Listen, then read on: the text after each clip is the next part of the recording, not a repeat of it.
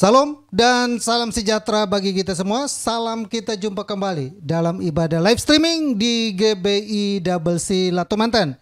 Minggu 11 Juli 2021, tidak terasa sudah ada di minggu yang kedua, bulan yang ketujuh. Kami mengucapkan selamat datang dan selamat bergabung bagi Bapak Ibu yang lain yang mungkin hari ini ikut ibadah live streaming. Selamat datang dan selamat bergabung bersama kami dalam ibadah di GBI WC Latumanten. Hari ini kita akan dilayani oleh Ibu Pendeta Kesia van der Kolk. Kiranya firman Tuhan hari ini boleh melawat dan memberkati kita semua dengan mengangkat sebuah tema. Tetap setia walaupun mengalami kegagalan. Kita berharap kita semua yang ada sama-sama dilawat firman Tuhan hari ini. Dan sebelum kita mulai, seperti biasa kita mengawali segala sesuatu dengan doa. Biarlah pujian yang ada, yang kita siapkan boleh memberkati kita semua. Mari kita satu hati dan berdoa buat ibadah kita hari ini. Bapa kami dalam surga, dalam nama Yesus segala puji dan syukur kami boleh naikkan kepadamu. Berterima kasih Tuhan begitu baik kepada kami. 1 minggu lamanya Tuhan sudah tolong kami. Dan kami ada lagi di hadirat Tuhan di rumah. Kami sekalipun di lockdown ada di rumah, kami tidak bisa melakukan segala aktivitas dengan normal. Karena dengan mewabahnya virus corona ini, dengan makin ganasnya dan meningkatnya dan makin meluas dan makin membuat ketakutan yang begitu mencengkam kami saat ini. Kami diizinkan ada kembali di rumah, bekerja, belajar, beribadah, apapun kami lakukan di rumah. Biarlah Tuhan tolong kami semua agar kami tetap bersuka cita, tetap bersemangat, tetap memiliki pengharapan. Tuhan tidak pernah membiarkan dan meninggalkan kami. Terima kasih banyak Bapak yang baik. Kami akan mulai ibadah ini, kami serahkan dari awal sampai selesai ke dalam tangan Tuhan. Setiap mata, hati, dan telinga yang boleh dibuka untuk mendengar dan menyaksikan hari ini, dijamah, ditolong, diurapi dalam nama Yesus. Sarana prasarana yang kami pakai gunakan untuk ibadah hari ini melalui PC, laptop maupun handphone yang kami gunakan, jaringan yang ada Tuhan tolong juga semua dapat berjalan dengan baik. Terima kasih Tuhan, hamba-Mu yang akan menyampaikan isi hati-Mu, Pendeta Kesia van der Kolk, Tuhan tolong, Tuhan urapi, Tuhan sertai agar apa yang disampaikan boleh menjadi berkat bagi kami. Serahkan semuanya ini, biarlah Tuhan tolong kami agar kami benar-benar menikmati ibadah hari ini. Betapa agungnya ibadah ini karena Tuhan bertakhta dan berdaulat penuh atas kehidupan kami, atas ibadah ini. Mulai ibadah ini dalam nama Yesus. Haleluya. Amin. Selamat beribadah. Tuhan Yesus memberkati kita semua. Salam.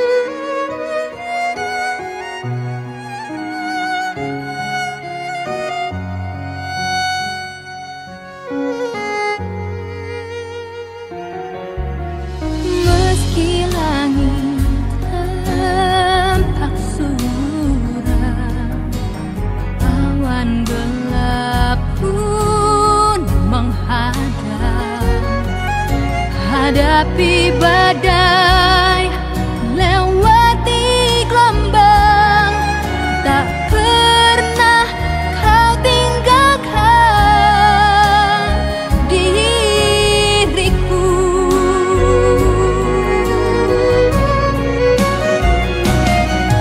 Walau seribu rebah di sisiku, kau tetaplah Allah penolongku.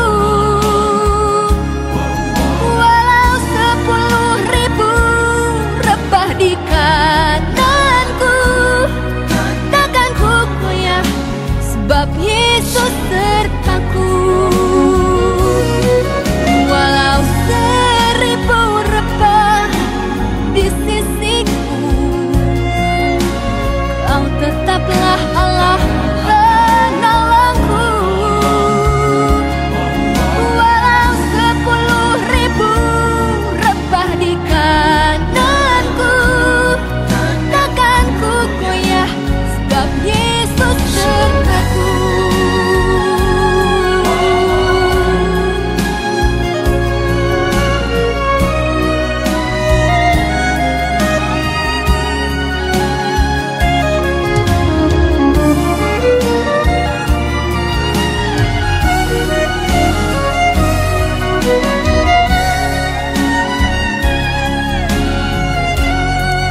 Dan ku tahu walau 1000 rebah di sisiku,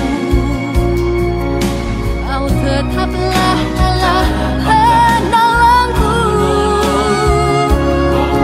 Walau 10.000 rebah di kananku, takkan ku goyah, sebab Yesus sertaku.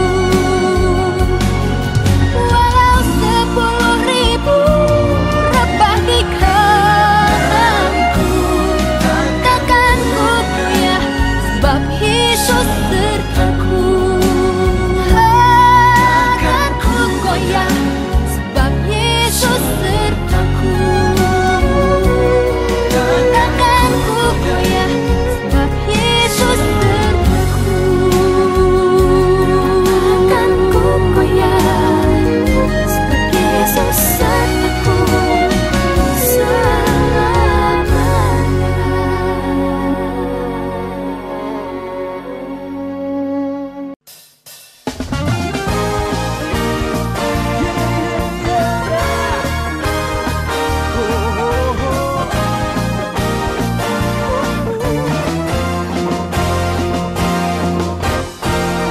Tiada berkesudahan kasih setiamu Tuhan, selalu baru rahmat-Mu bagiku.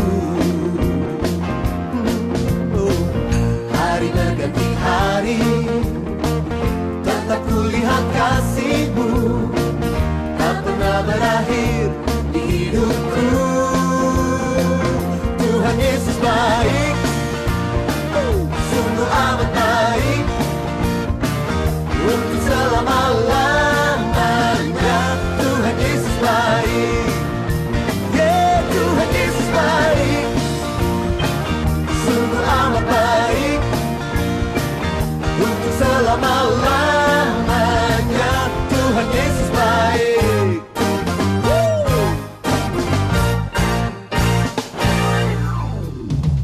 Tiada berkesudahan kasih setiamu Tuhan, selalu baru rahmat-Mu bagiku. Hari berganti hari, tetap kulihat kasih-Mu, tak pernah berakhir di hidupku. Tuhan Yesus baik, yeah, yeah, sungguh amat baik, untuk selama-lamanya. Tuhan Yesus baik, Tuhan Yesus baik, Tuhan Yesus baik, sungguh amat baik, sungguh amat baik, untuk selama-lamanya. Tuhan Yesus baik.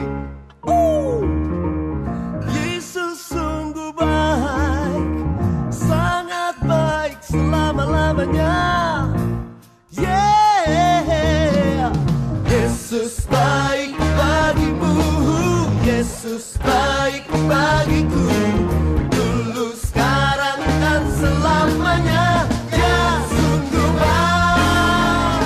Yesus baik bagimu, Yesus baik bagiku, dulu, sekarang, dan selamanya. Ya sungguh baik.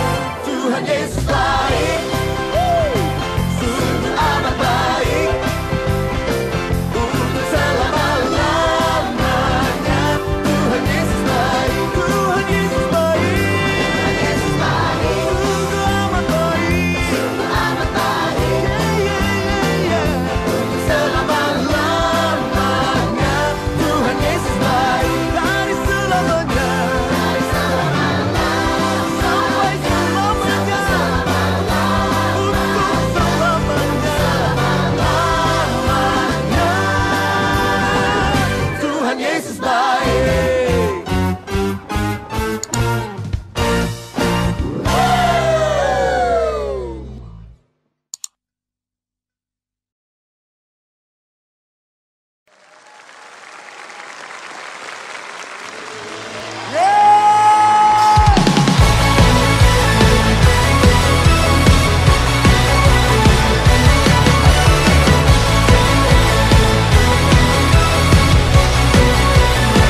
Kasih setiamu, kasih setiamu nyata bagiku.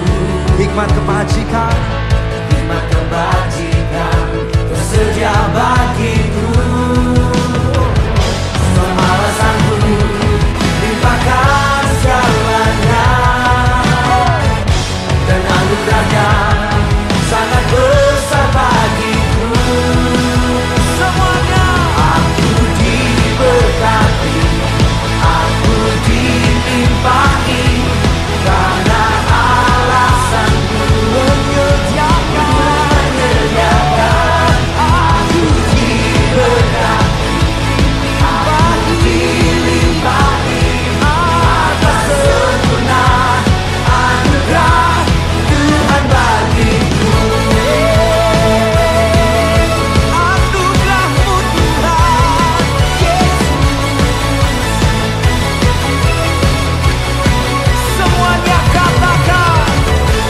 Kasih setiamu nyata bagiku,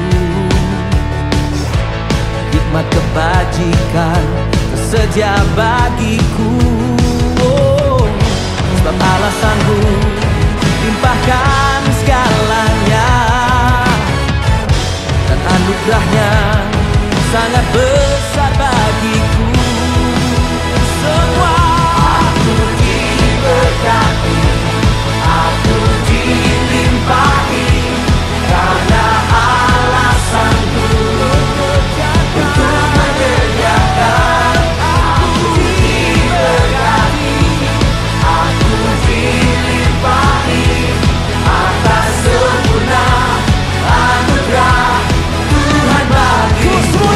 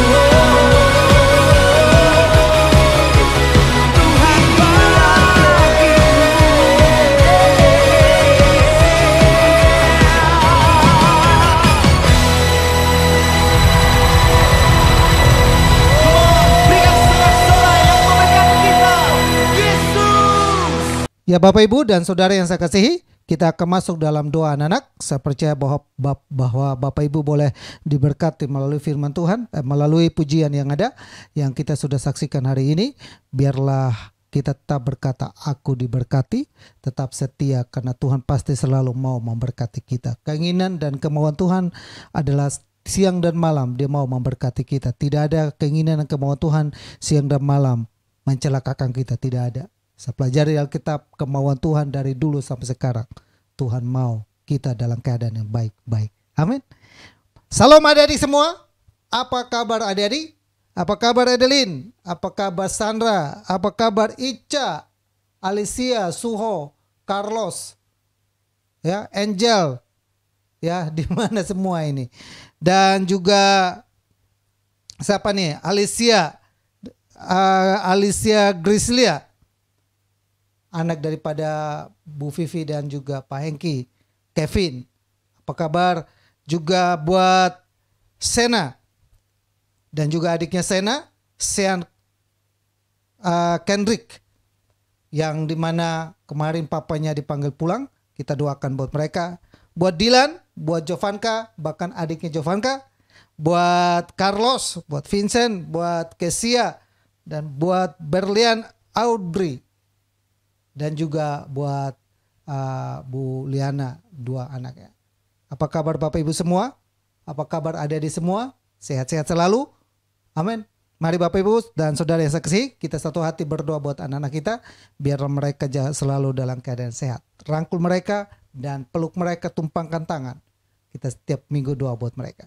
Bapa kami dalam surga, dalam nama Yesus kami bersyukur dan berterima kasih Tuhan begitu baik sayang kepada kami. Saat ini Bapa, sebelum kami dengar firman-Mu, kami mau datang kepadamu dan membawa anak-anak kami, Edeline, Sandra, Ica, Alicia, Suho, dan Alicia Grisia, Kevin, Sena, Sean, Dylan, Jovanka, adik daripada Jovanka, Carlos, Vincent, Kesia, Evelyn, Berlin, Audrey, dan kedua anak daripada Buliana. Kami serahkan anak-anak ini ke dalam tangan Tuhan. Siang dan malam kami terus berdoa dan berseru kepadamu, Tuhan, tolong anak-anak ini, nyatakan kuasa-Mu, mujizat-Mu, pertolongan bagi kehidupan mereka. Tutup bungkus mereka selalu dengan kuasa darah-Mu. Darah Yesus selalu meliputi mereka, menaungi mereka, membentengi mereka dari segala bakteri, virus, corona yang sedang mencekam dan menakutkan ini. Kami halaukan itu semua dalam nama Yesus. Anak-anak kami berkata kepada anak kami, anak yang sehat, anak yang kuat, anak yang pintar, anak yang cerdas, anak yang berhasil. Nyatakan kuasa-Mu dan pertolongan bagi kehidupan mereka, sehingga kami bisa melihat masa depan yang penuh dengan harapan ada dalam kehidupan mereka. Terima kasih, berkati orang tua yang mendidik, membina, membesarkan mereka. Tuhan tolong, Tuhan sertai juga Bapa, agar mereka selalu ada dalam pimpinan Tuhan dan penyertaan Tuhan. Mereka mendidik anak-anak ini dengan takut kepadamu. Dalam nama Yesus kami serahkan ke anak-anak kami dan orang tua yang ada ke dalam tangan Tuhan. Penyertaan Tuhan, kasih setia Tuhan terus menaungi dan membentengi kami. Dalam nama Yesus, haleluya, amin. Adik-adik, selamat mengikuti ibadah live streaming yang sudah disiapkan oleh Kakak Rianita di jam 11.15. Salam bagi kita semua, Tuhan Yesus memberkati.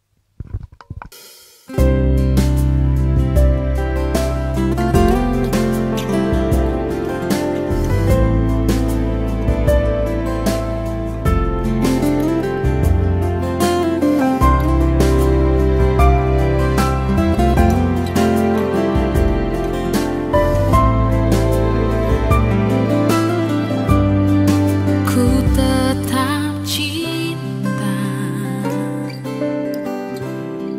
ku tetap cinta, walau badai datang menerpa. Ku tetap cinta, ku tetap setia, ku tetap setia, walau topan datang menerpa. Ku tetap setia. Terlalu banyak yang Tuhan telah beri, takkan mungkin ku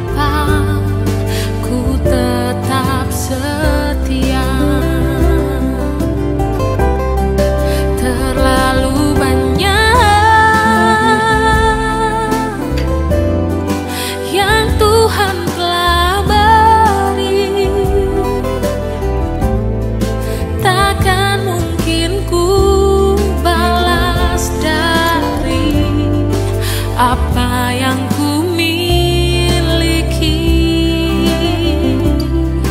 ku persembahkan seluruh hidupku, dan ku tetap cinta, biar ku tetap setia untuk selama-lamanya.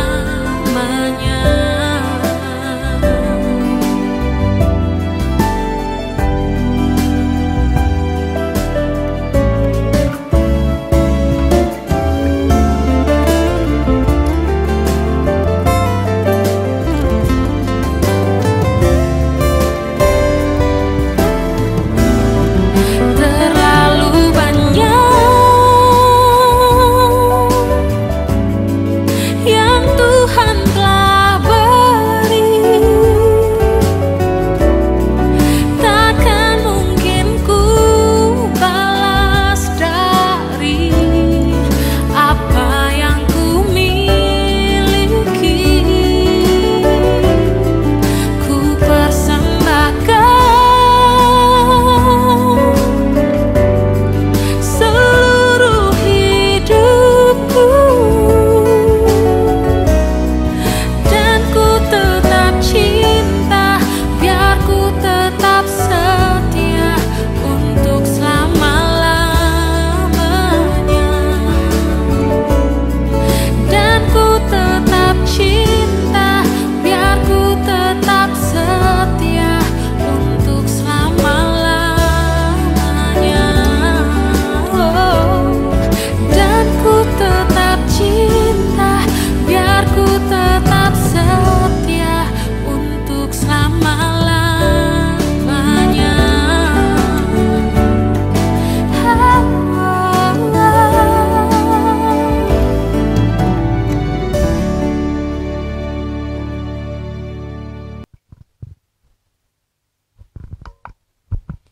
Ya Bapak Ibu dan Saudara yang saya kasihi, kita akan masuk dalam pemberitaan firman Tuhan. Dan firman Tuhan hari ini kita akan dilayani oleh Ibu Pendeta Kesia van der Kolk yang akan membawa tema tetap setia walaupun mengalami kegagalan. Biarlah kita diberkati melalui firman Tuhan hari ini. Dan waktu dan tempat saya persilakan kepada Ibu Pendeta Kesia untuk menyampaikan firman Tuhan yang ada. Selamat menikmati firman Tuhan. Tuhan Yesus memberkati kita semua.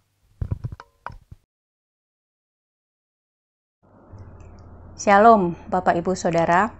Selamat pagi menjelang siang saya ucapkan kepada kita semua. Terima kasih untuk kesempatan yang diberikan oleh Gembala di tempat ini bagi saya untuk menyampaikan sharing firman Tuhan. Terlebih dahulu perkenalkan, nama saya Kesia VDK. Saya tinggal di Bekasi. Dan pagi hari ini saya diberi tema tetap setia walaupun. Ya, tetap setia walaupun. Jadi judulnya itu menyiratkan bahwa manusia itu pada dasarnya adalah manusia yang ada pamrihnya gitu ya. Jadi melakukan sesuatu tuh harus dengan pamrih. Saya setia kalau dia setia. Saya setia bekerja di sini kalau perusahaan memberikan gaji yang baik dan sebagainya. Nah, kita mau belajar pagi siang hari ini tentang seorang tokoh Alkitab, ya Raja Daud. Kita tahu Daud itu adalah raja yang dipilih langsung oleh Tuhan. Banyak kisah-kisah hidupnya yang kemudian diceritakan di dalam Alkitab. Tetapi sekalipun Daud adalah raja yang dipilih langsung oleh Tuhan, raja yang diurapi Tuhan, yang banyak mengalami pertolongan Tuhan, bukan berarti Daud itu tanpa kesalahan. Bukan berarti Daud tidak pernah melakukan kesalahan. Dia tidak pernah mengalami kegagalan. Jadi judul khotbah saya hari ini adalah tetap setia walaupun mengalami kegagalan. Kita akan sama-sama buka di dalam 2 Samuel pasal yang ke-12. 2 Samuel pasal 12 itu cerita sebelumnya itu di pasal yang ke-11. Ini cerita tentang Daud dan Batsyeba. Kita tahu bahwa Daud pernah melakukan kesalahan, jatuh dalam dosa. Dia mengambil istri orang, gitu ya. Dan saya tidak akan membahas soal dosa yang dilakukan Daud atau kejatuhan Daud. Tetapi ada satu hal yang menarik dari kisah Daud ini. Kita akan melihat itu dari sudut pandang yang berbeda, perspektif yang berbeda. Di ayat pasal yang ke-12 ayat yang ke-15 mulai.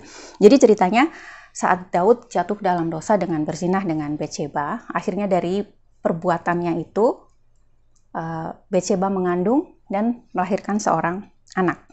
Tetapi karena apa yang dilakukan Daud itu jahat di mata Tuhan, ya, Alkitab tuliskan begitu, Tuhan tidak berkenan dengan anak yang dilahirkan oleh Batsyeba ini. Sehingga Tuhan menghukum anak ini dan anak ini harus mati. Lewat perantaraan Nabi Nathan, Tuhan suruh sampaikan kepada Daud bahwa anaknya itu akan mati. Itu adalah bentuk hukuman Tuhan bagi Daud, bagi kesalahannya, bagi dosanya yang sudah dia lakukan. Nah, kita akan mulai baca di ayat yang ke-15, ya. 2 Samuel 12 ayat yang ke-15. Kemudian pergilah Nathan ke rumahnya. Jadi Nathan pulang setelah dia menyampaikan perintah Tuhan untuk didengar oleh Daud. Dan Tuhan menulahi anak yang dilahirkan bekas istri Uria bagi Daud, sehingga sakit. Lalu Daud memohon kepada Allah oleh karena anak itu. Ia berpuasa dengan tekun, dan apabila ia masuk ke dalam, semalam-malaman itu ia berbaring di tanah. Maka datanglah kepadanya para tua-tua yang di rumahnya untuk meminta ia bangun dari lantai, tetapi ia tidak mau. Juga ia tidak makan bersama-sama dengan mereka. Pada hari yang ke-7, matilah anak itu, dan pegawai-pegawai Daud takut memberitahukan kepadanya bahwa anak itu sudah mati. Sebab mereka berkata, ketika anak itu masih hidup, kita telah berbicara kepadanya, tetapi ia tidak menghiraukan perkataan kita. Bagaimana kita dapat mengatakan kepadanya anak itu sudah mati? Jangan-jangan ia mencelakakan diri. Ketika Daud melihat bahwa pegawai-pegawainya berbisik-bisik, mengertilah ia bahwa anak itu sudah mati. Lalu Daud bertanya kepada pegawai-pegawainya, sudah matikah anak itu? Jawab mereka, sudah. Ya, jadi anak yang dilahirkan oleh Batsyeba dari hasil perbuatan yang tidak baik atau dari hasil persinahan mereka itu ditulahi, ya. Alkitab pakai kata ditulahi oleh Tuhan sehingga anak itu sakit. Tetapi apa yang dilakukan Daud? Dia memohon kepada Tuhan. Dia berpuasa, dia tidur di lantai, ya. Alkitab ceritakan begitu. Semalam-malaman itu dia berbaring di lantai, dia tidak mau makan, dia bersedih. Dia mengambil posisi sama seperti anak itu. Ada usaha dari Daud untuk menarik perhatian Tuhan supaya Tuhan itu berbelas kasihan kepadanya dan menyembuhkan anak yang dilahirkan oleh Batsyeba ini. Bapak Ibu Saudara, bukankah apa yang dilakukan Daud itu adalah cerminan dari kita? Ya, kita itu kan kalau lagi pengen sesuatu, menginginkan sesuatu, kita berharap sesuatu, itu pasti kita akan melakukan dengan segala cara. Ya, ada usaha kita untuk mendapatkannya. Ya, seperti yang Daud lakukan. Nah, yang terutama, Bapak Ibu Saudara, adalah bagaimana respon kita ketika kita mengalami kegagalan. Banyak orang ketika mengalami kegagalan itu terus kecenderungannya menyalahkan orang lain. Mungkin ada anak-anak muda yang sedang mendengarkan firman Tuhan ini. Ya, Anda sedang merencanakan masa depan. pengen sekolah di sini, pengen kuliah di sini, pengen kerja di perusahaan ini. Ya, kita berusaha sekuatnya, kita belajar, bahkan kita rela mengorbankan waktu-waktu kita bersama dengan teman-teman karena supaya kita bisa berkonsentrasi untuk mendapatkan apa yang kita inginkan. Tapi bagaimana kemudian ketika apa yang kita usahakan itu gagal? Ya, kita mau melihat sebenarnya apa saja sih yang bisa membuat kita itu gagal dalam meraih sesuatu, dalam merencanakan sesuatu. Yang pertama, saudara, mungkin saja ketika Anda sedang merencanakan sesuatu, entah itu mau memulai bisnis baru, atau memilih jodoh mungkin bagi anak-anak muda, atau apa saja. Ya, kita seringkali lupa berdoa, lupa bertanya kepada Tuhan. Kita sering tidak melibatkan Tuhan dalam perencanaan kita. Ya, jangan seperti murid-murid Tuhan Yesus yang menempatkan Yesus itu di buritan kapal. Ya, satu kali dalam pelayanannya ketika Yesus telah selesai mengajar, ya, lalu Yesus mengajak murid-muridnya itu untuk bertolak ke seberang danau, mencari tempat yang tenang gitu ya untuk beristirahat. Lalu Yesus masuk di dalam perahu itu, kemudian Injil menulis Yesus tidur di buritan. Buritan itu bagian belakang kapal gitu ya. Hal yang sepele mungkin itu, saudara. Mungkin murid-murid menganggap bahwa kami ini kan sebagian murid-murid Tuhan itu kan memang nelayan gitu ya. Mungkin mereka berpikir, kalau soal dunia laut-lautan, air gitu tuh udah makanan kami lah sehari-hari karena kami sudah terbiasa. Jadi nggak perlu lah, Tuhan tuh tahu apa sih tentang perahu, Tuhan tuh tahu apa tentang ombak gitu ya. Mungkin pikiran murid-murid begitu, sehingga mereka ya nyuruh Tuhan Yesus, ya udah Yesus duduk aja manis-manis, tahu-tahu udah nyampe di seberang. Tapi ternyata dalam perjalanan mereka menuju ke seberang itu terjadilah angin ribut, angin topan, yang mereka sendiri walaupun mereka adalah seorang nelayan tidak bisa mengatasinya, sehingga mereka harus membangunkan Yesus. Akhirnya mau tidak mau mereka harus membangunkan Yesus untuk menyelamatkan mereka. Nah, saudara, apakah ketika Anda mulai merencanakan sesuatu bagi masa depanmu, bagi pekerjaanmu, mungkin bagi bisnismu, engkau sudah melibatkan Tuhan dalam hidup kita, dalam setiap rencana-rencana kita. Mungkin kita pikir, Tuhan tahu apa sih, ini kan memang sudah passion saya, ini kan memang sudah keahlian saya sudah berpengalaman bertahun-tahun di bidang ini. Jadi saya tahu kalau bisnis ini adalah bisnis yang sangat menjanjikan. Jadi merasa bahwa nggak perlulah tanya Tuhan, ini kan hal yang sepele, nggak perlu tanya Tuhan. Tetapi ketika kita mengalami kegagalan, lalu kita mulai marah sama Tuhan, kecewa sama Tuhan. Kok Tuhan nggak tolong saya, kok Tuhan nggak berkati saya. Saya sudah berusaha, sudah banyak yang saya korbankan. Saya sudah berinvestasi sekian puluh juta misalnya gitu. Saya sudah habis-habisan. Tapi kok Tuhan tidak tolong saya?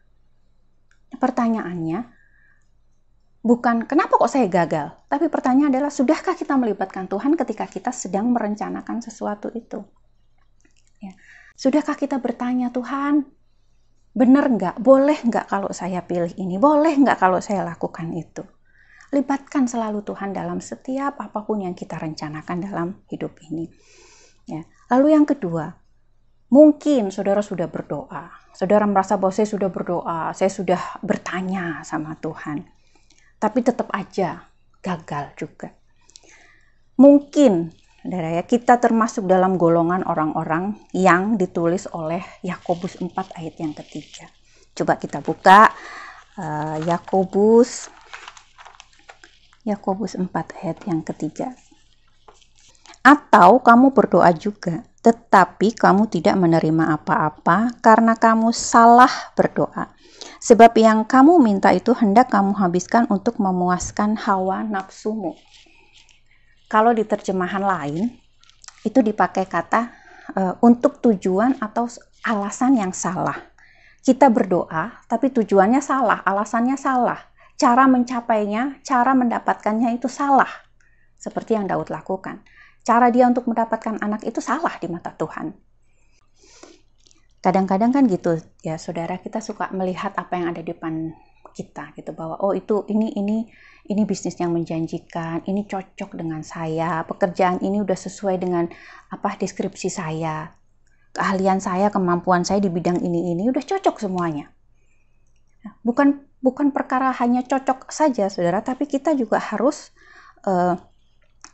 benar-benar tahu bahwa kita mengusahakan itu dengan tujuan yang benar. Jangan menghalalkan segala cara untuk mencapai tujuan kita. Karena itu pasti tidak berkenan kepada Tuhan dan pasti Tuhan tidak akan kabulkan keinginan kita yang seperti itu.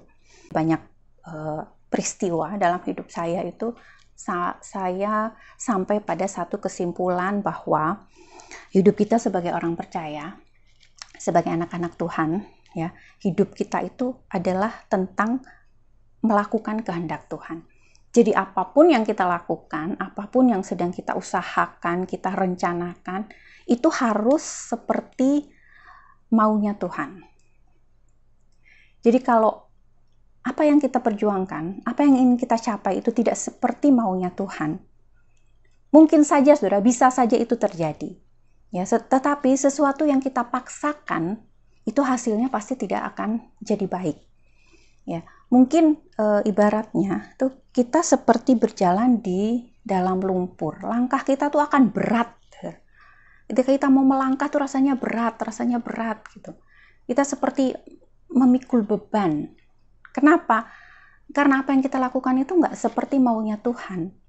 Seperti Tuhan tuh membiarkan kita, ya udah kalau kamu maumu sendiri ya jalan sendiri gitu ya, kalau orang Jawa bilang ya wes jalan sendiri, jalanlah sendiri seperti yang kamu inginkan, seperti yang kamu mau. Tuh. Jadi saudara, langkah lebih baiknya kalau setiap apa yang ingin kita lakukan, setiap rencana-rencana kita, masa depan kita, itu kita sesuaikan seperti yang Tuhan mau. Itu akan jauh lebih baik hasilnya. Ya, jangan buru-buru punya prasangka buruk dengan Tuhan. Tuhan itu nggak adil sama saya. Di mana Tuhan? Katanya kalau ikut Tuhan tuh jadi orang Kristen tuh Tuhan pasti akan tolong. Karena Tuhannya orang Kristen itu adalah luar biasa. Tidak ada yang mustahil bagi Tuhan. Tapi apa yang terjadi dengan saya? Saya mengalami kegagalan. Percuma dong saya setia kepada Tuhan, saya setia beribadah kepada Tuhan, saya setia melayani Tuhan. Mungkin ada anak-anak muda di sini yang merasa bahwa percuma saya selama ini jadi tim musik, saya latihan seminggu 2 kali, hari Sabtu, malam Minggu, giliran orang-orang lain pada nongkrong di mall, menghabiskan malam yang panjang katanya, saya harus ada di gereja untuk latihan musik. Saya sudah setia. Tapi apa yang saya dapat? Saya cuma gagal. Saya mengalami kegagalan. Kenapa kok Tuhan tidak tolong saya? Kenapa kok Tuhan tidak memberikan perhatian lebih? Atau Tuhan tidak memprioritaskan saya karena kesetiaan saya, karena kerajinan saya? Bapak Ibu Saudara, siapakah kita di hadapan Tuhan? Kita tidak bisa memaksakan kehendak kita kepada Tuhan dengan alasan-alasan itu tadi. Bahwa saya udah setia, saya udah melayani Tuhan dan sebagainya. Dalam hidup ini, ya, yang lebih penting itu adalah kita ikut maunya Tuhan. Kalau kita berjalan sesuai dengan kehendak Tuhan, maka apapun yang kita lakukan, apapun yang kita kerjakan, itu pasti hasilnya baik. Pasti Tuhan akan berikan hasil yang baik. Roma 8 ayat yang ke-28.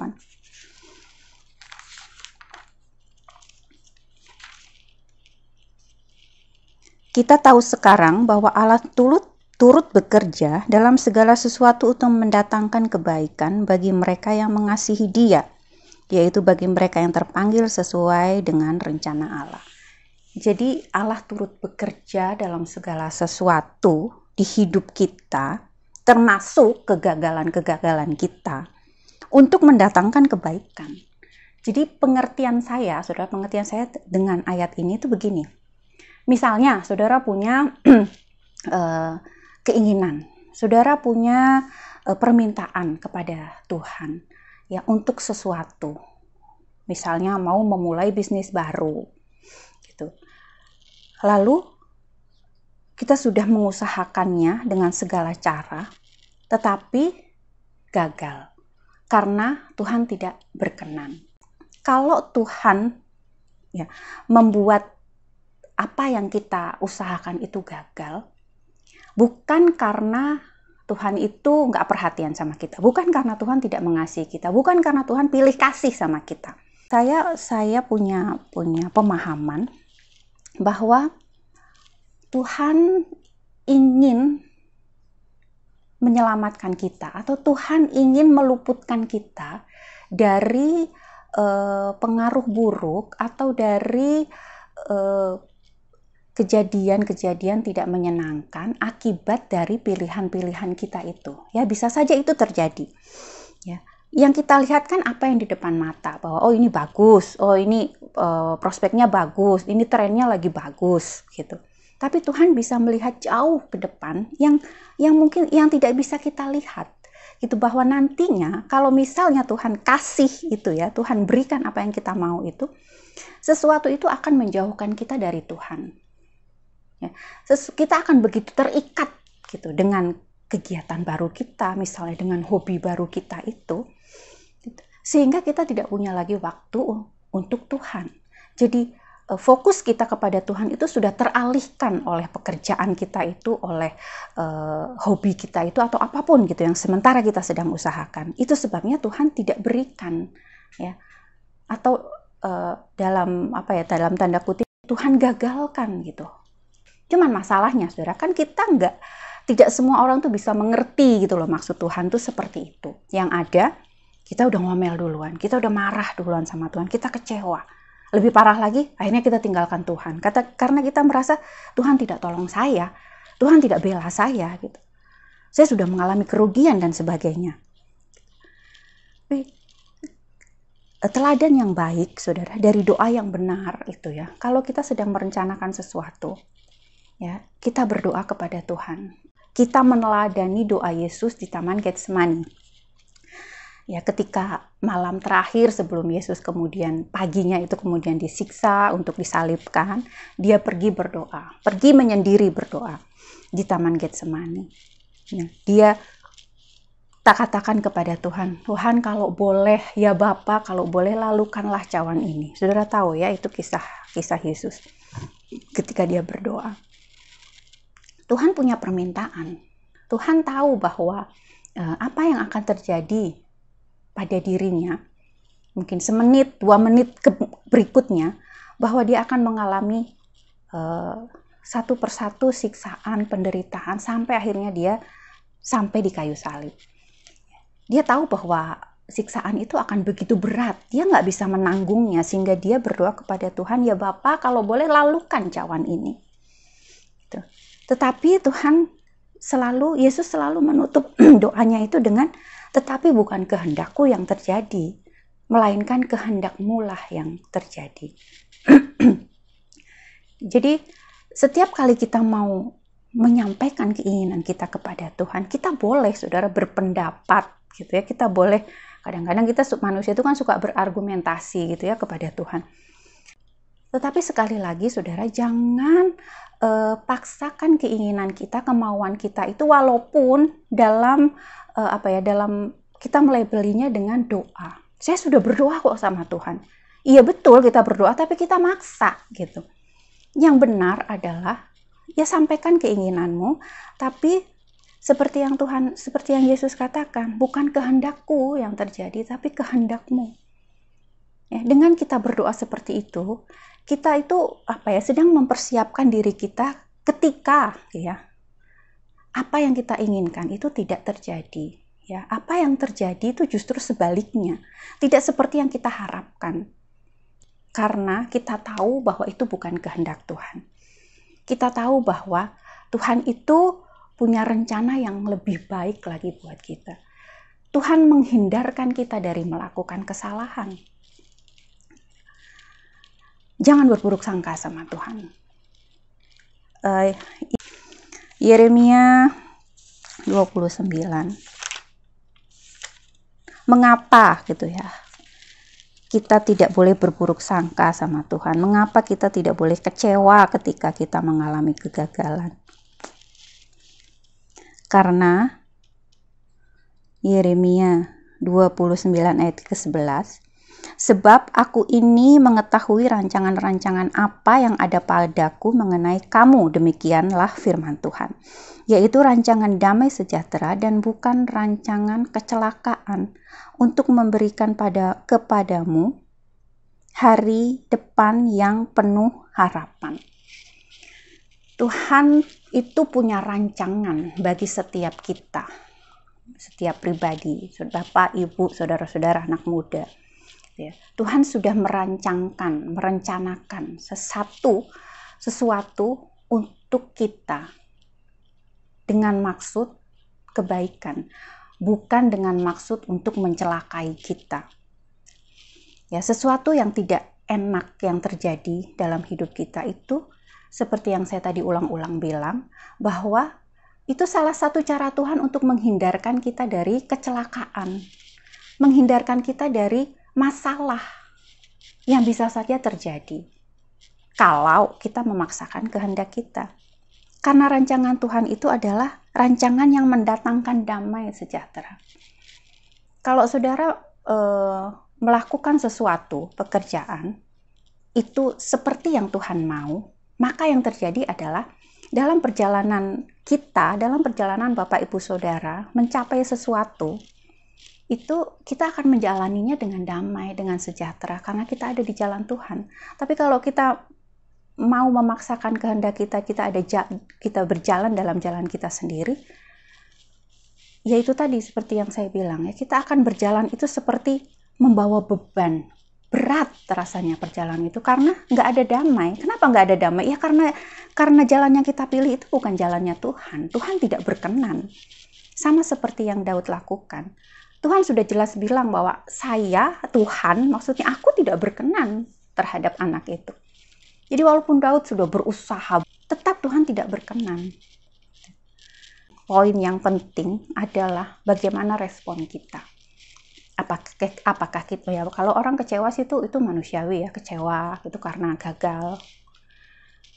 Tetapi apakah kita mau terus tinggal dalam kekecewaan kita, dalam kemarahan kita kepada Tuhan? Lalu kita, ya udahlah aku nggak mau kebaktian, atau ya udahlah saya mau jadi jemaat biasa aja, saya nggak mau melayani Tuhan karena percuma, sama aja saya pelayan Tuhan yang setia dengan jemaat biasa pun sama aja, gitu.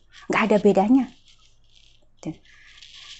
Kita akan melihat bagaimana respon Daud ketika diberitakan oleh para pegawainya bahwa anak itu, anak yang sudah dengan susah payah, dengan segala upaya dia berdoa supaya sembuh, ternyata tidak berhasil. Bahkan Tuhan Alkitab ceritakan di hari yang ke-7 anak itu mati akhirnya. Kita akan lihat, kita akan kembali ke 2 Samuel. Kita akan baca mulai ayat yang ke-20. Ya, jadi setelah Daud menerima kabar bahwa anak itu sudah mati, ayat yang ke-20, lalu Daud bangun dari lantai. Ia mandi dan berurap dan bertukar pakaian. Ia masuk ke dalam rumah Tuhan dan sujud menyembah. Sesudah itu pulanglah ia ke rumahnya, dan atas permintaannya dihidangkan kepadanya roti, lalu ia makan. Berkatalah pegawai-pegawainya kepadanya, apakah artinya hal yang kau perbuat ini? Oleh karena anak yang masih hidup itu engkau berpuasa dan menangis, tetapi sesudah anak itu mati engkau bangun dan makan. Ya, jawab Daud, selagi anak itu hidup aku berpuasa dan menangis karena pikirku, siapa tahu Tuhan mengasihani aku sehingga anak itu tetap hidup. Tetapi sekarang ia sudah mati, mengapa aku harus berpuasa? Dapatkah aku mengembalikannya lagi? Aku yang akan pergi kepadanya, tetapi ia tidak akan kembali kepadaku. Ya, inilah yang dilakukan Daud. Ketika akhirnya dia tahu bahwa usahanya sia-sia, usahanya gagal, anak itu tetap mati, dia bangun. Dia bangun, dia mandi, dia berurap, dia cuci muka, dia ganti pakaian. Ya. Lalu dia pergi ke rumah Tuhan dan sujud menyembah. Sampai para pegawainya tuh heran, apa sih maksudnya ini orang ya? Kemarin ketika anak itu masih sakit, dia bersusah payah, dia menangis, dia berpuasa, dia tidur di lantai, menyakiti dirinya sendiri. Tapi ketika anak itu sudah mati, tiba-tiba dia seperti ya sudah gitu, kayak orang yang tidak habis mengalami sesuatu. Dia bangun, dia mandi, dia minta dihidangkan makanan karena udah 7 hari dia puasa. Dan yang menarik bagi saya itu adalah kalimat, lalu dia, apa ini Alkitab tulis di sini, masuk ke dalam rumah Tuhan dan sujud menyembah. Dalam 2 Tesalonika ya, 1 Tesalonika 5 ayat yang ke-18 ya, itu Alkitab katakan mengucap syukurlah dalam segala sesuatu. Segala sesuatu. Mengucap syukurlah dalam segala keadaan. Mau keadaan itu baik, mau keadaannya tidak baik, mau kita senang, mau kita sedih, kita kecewa. Alkitab bilang mengucap syukurlah dalam segala sesuatu. Ini yang dilakukan Daud. Mungkin susah bagi kita ya ketika kita mengalami kegagalan, kita mengalami kerugian, ya kerugian materi. Terus kita disuruh mengucap syukur itu rasanya susah gitu. Tapi itulah yang dilakukan Daud. Teladan Daud itu dia pergi ke rumah Tuhan lalu dia mengucap syukur. Saudara, sebenarnya apa sih ada apa dengan mengucap syukur ini? Kenapa kok susah bagi kita untuk melakukan mengucap syukur ketika keadaan tidak baik? Kalau keadaannya lagi baik, kita lagi diberkati Tuhan, gampang kita bilang mengucap syukur. Gitu ya. Sementara kita lagi butuh uang, lalu ada orang yang kasih kita berkat gitu, misalnya, Pak, Bu, Sis, Brur, sudah saya transfer ya uangnya. Oh, itu gampang sekali kita mengucap syukur. Aduh Tuhan, terima kasih. Tapi ketika justru sebaliknya kita mengalami kehilangan, susah mengucap syukur. Kita kehilangan uang terus kita bilang, duh, puji Tuhan, terima kasih Tuhan, saya kehilangan uang. Itu susah, saudara. Tapi ini yang dilakukan Daud. Gitu, dia tahu bahwa apa yang dia perjuangkan itu tidak berkenan kepada Tuhan, ya sudah. Ya kalau bahasa sekarang tuh move on gitu. Move on lah saudara gitu. Kalau memang sesuatu itu tidak berkenan kepada Tuhan, ya sekali lagi kita mau paksakan seperti apa, hasilnya tidak baik. Ya Yeremia 29 tadi bilang, aku tahu rancangan apa yang ada padaku untuk kamu. Adalah rancangan damai sejahtera, bukan rancangan yang mendatangkan celaka, bukan rancangan yang akan mendatangkan kesusahan, kesulitan bagi kita di masa yang akan datang. Ya. Mengucap syukurlah kepada Tuhan, karena Tuhan selalu Allah turut bekerja lewat setiap musim di hidup kita gitu ya. Kesulitan, kesusahan itu Tuhan pakai untuk membuat kita itu jadi lebih baik lagi di hadapan Tuhan, seperti emas yang teruji gitu ya. Emas itu kan kalau mau dijadikan sesuatu atau barang perhiasan yang mahal itu kan dia harus dibakar gitu.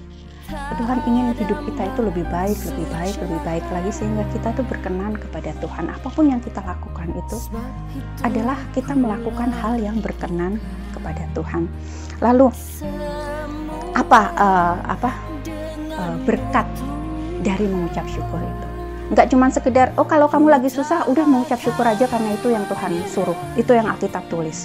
Udah selesai gitu aja. Enggak, saudara. Ada berkat dari mengucap syukur itu.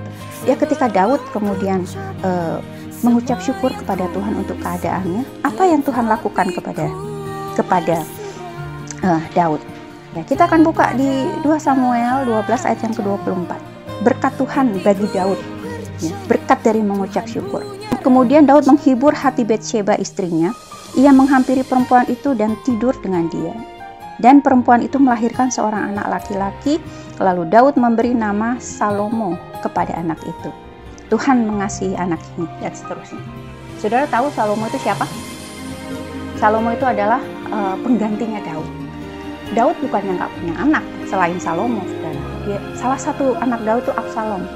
Ya, Absalom itu punya kriteria sebagai seorang raja. Ya, dia tampan, dia gagah gitu ya. penampilannya itu cocok untuk menggantikan Daud sebagai raja. Tetapi kenapa Tuhan justru berikan Daud anak yang kemudian dari anak inilah yang akan menggantikan Daud sebagai raja. Ya, tadi di kisah sebelumnya kita belajar bahwa Daud kehilangan anak kan? Daud kehilangan anak, tetapi Tuhan berikan anak lagi. Sama dari Betsheba juga. Tetapi anak yang dilahirkan Betsheba kemudian itu adalah anak yang memang berkenan kepada Tuhan, yang memang Tuhan mau.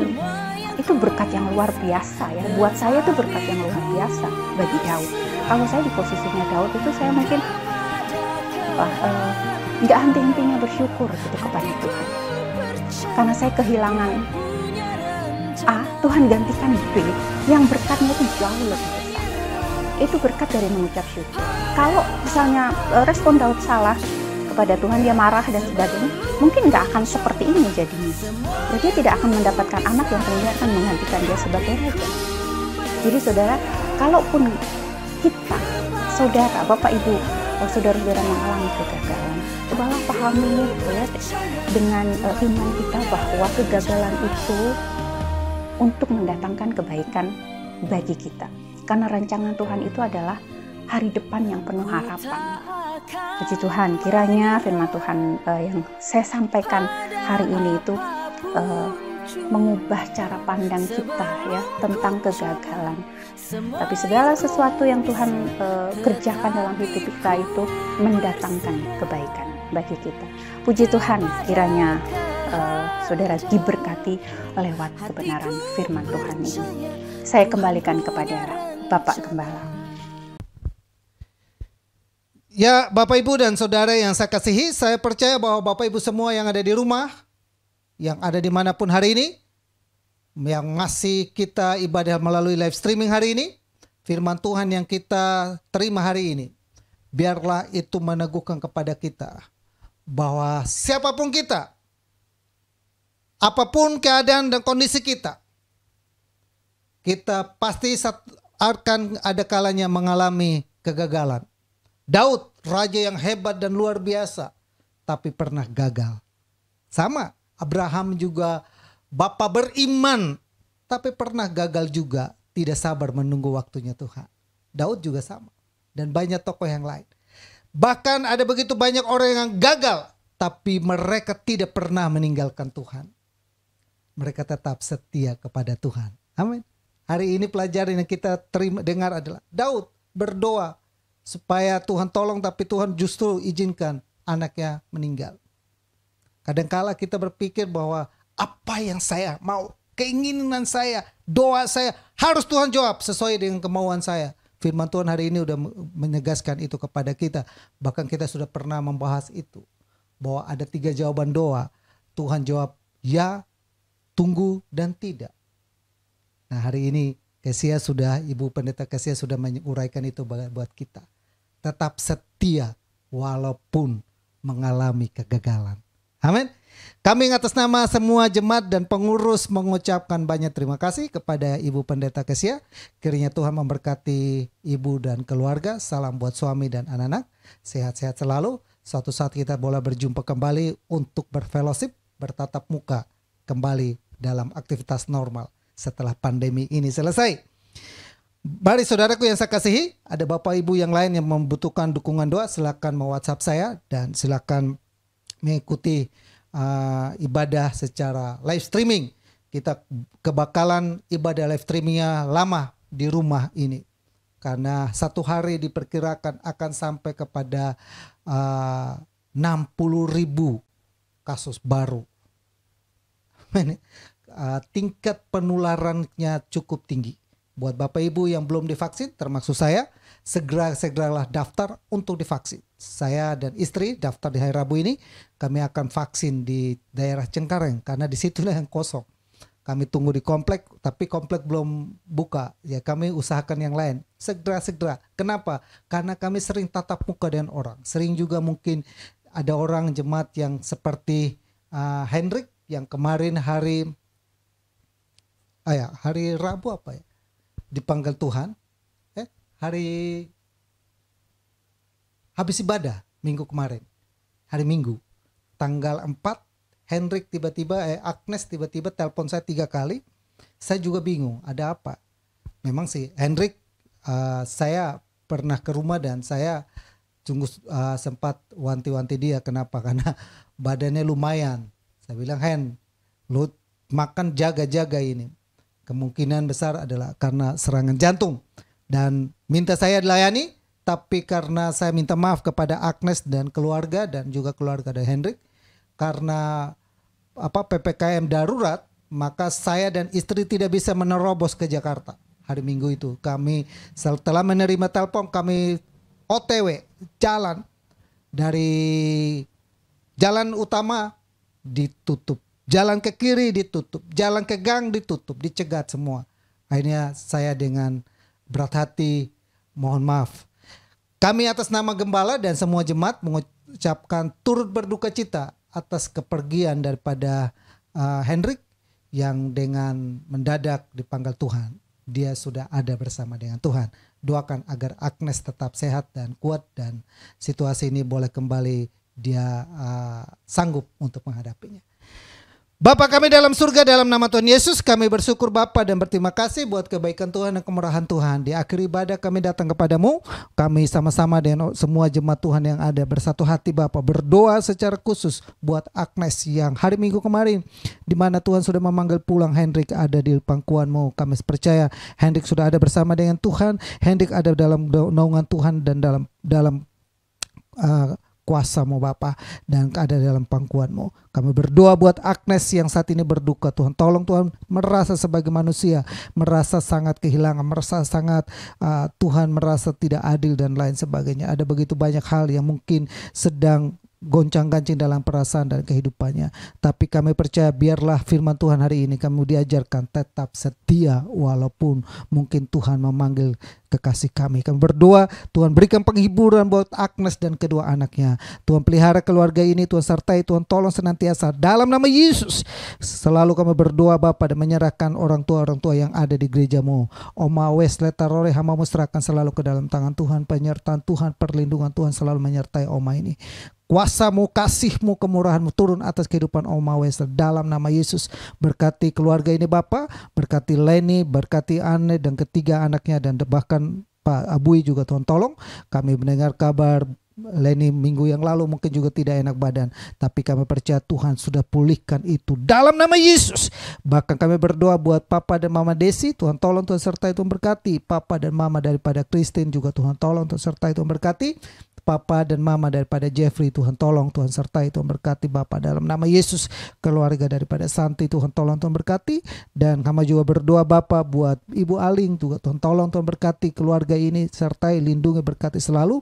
Kalau minggu lalu suaminya ulang tahun Pak Suwandi, Tuhan tolong, Tuhan berkati, Tuhan sertai. Pelihara terus keluarga ini dalam nama Yesus. Berkati juga Bapak anakmu Dev yang ada di garis depan dalam penanganan COVID. Tuhan sertai, Tuhan berkati Bapak dalam nama Yesus.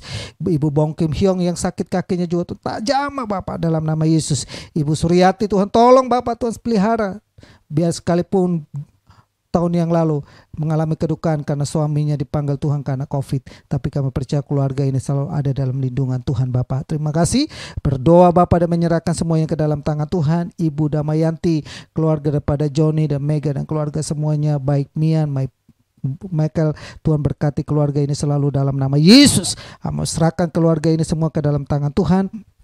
Kami serahkan juga Pak Atek ke dalam tangan Tuhan untuk berkati dalam masalah dan pergumulan kehidupan yang ada. Jamah Bapak, pulihkan Pak Atek dalam nama Yesus. Om Hani dan Tante Selvi Onela, kami juga berdoa dan serahkan ke dalam tangan Tuhan. Sertai dan lindungi selalu Bapak dalam nama Yesus. Ibu Helen juga Tuhan tolong, Tuhan sertai, Tuhan lindungi. Kami semua selalu dipelihara, ditolong oleh Tuhan Bapak. Keluarga daripada istri hamba-Mu, baik Mami yang ada di Kertajaya, Tuhan tolong, Tuhan berkati.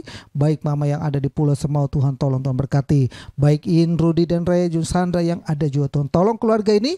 Tuhan selalu memegari dan melindungi mereka. Seluruh sidang Jumat Tuhan dimanapun mereka berada, Tuhan pagari mereka semua, mata dan hati yang telah melihat dan menyaksikan ini dimanapun mereka berada. Kalau Tuhan jumpai dalam kehidupan mereka mengalami sakit penyakit karena wabah virus corona ini, kami berdoa dalam nama Yesus, dalam nama Yesus. Nyatakan kuasa-Mu dan oleh bilur-bilur-Mu umat-Mu, jemaat-Mu terpelihara dengan baik dalam nama Yesus Bapa. Terima kasih. Kami berdoa buat anak-anak-Mu yang sedang bergumul dalam pekerjaan. Tuhan tolong, Tuhan sertai, Tuhan berkati Bapa. Nyatakan kuasa-Mu dalam hidupan mereka dalam nama Yesus. Anak-anak-Mu sedang berada dalam masalah karena dengan adanya PPKM darurat ini, bisnis dan usahanya stagnan. Tapi kami percaya Tuhan tidak pernah kurang cara untuk memelihara dan memberkati. Pulihkan itu kembali semua dalam nama Yesus. Kami minta campur tangan Tuhan dalam bisnis usaha anak-anak-Mu Bapa. Kami berdoa Bapa buat menyerahkan semua kami dan keluarga kami dan semua dalam program pemerintah untuk kami divaksin. Tuhan tolong Bapa agar kami semua boleh divaksin sehingga kami memiliki imun dan kami bisa dapat kembali bertatap muka dan beribadah dan berfellowship seperti mana mestinya Bapa. Terima kasih banyak Bapa yang baik. Kami berdoa dan menyerahkan segalanya ke dalam tangan Tuhan, kemurahan Tuhan dan kebaikan Tuhan buat bangsa Indonesia, kesejahteraan buat bangsa Indonesia, damai sejahtera ada di Indonesia. Buat bangsa pilihan-Mu juga kami berdoa dalam nama Yesus. Terima kasih banyak Bapa yang baik. Kami serahkan kehidupan kami dan rumah tangga kami dan semua yang kami lakukan ke dalam tangan Tuhan. Dan kami serahkan juga bangsa pilihan-Mu ke dalam tangan-Mu. Kalau demikian saudaraku yang saya kasihi dalam Tuhan Yesus, arahkanlah iman-Mu kepada Tuhan. Dan kembali kita melakukan segala aktivitas kita dengan membawa berkat damai sejahtera dari Allah Bapa, kasih sayang daripada Yesus Kristus, persekutuan dan penghiburan Roh Kudus tetap tinggal menyertai kita. Saat ini sampai Maranatha Tuhan Yesus datang kali yang kedua, kami terima seluruh berkat Tuhan dan kami akhiri ibadah live streaming kami hari ini dalam nama Bapa, Putra dan Roh Kudus, dalam nama Tuhan Yesus. Tuhan Yesus memberkati kita semua. Amin. Bapak Ibu, buat yang prabaptis setiap hari Kamis jam 8 malam ada 5 orang. Kita ada kelas prabaptis. Buat yang pranikah baik Michael dan Mian, kita setiap hari Rabu jam 8 malam boleh ngikutin. Dan juga buat Bapak Ibu yang lain yang ingin dukung dalam doa, silakan me-WhatsApp kami. Itu saja pengumuman dari gereja. Minggu depan yang layani kita adalah Ibu Pendeta yang sedang dihubungi oleh istri saya. Kalau tidak ya nanti saya yang khotbah. Sampai jumpa di ibadah live streaming minggu depan. Salam bagi kita semua. Amin.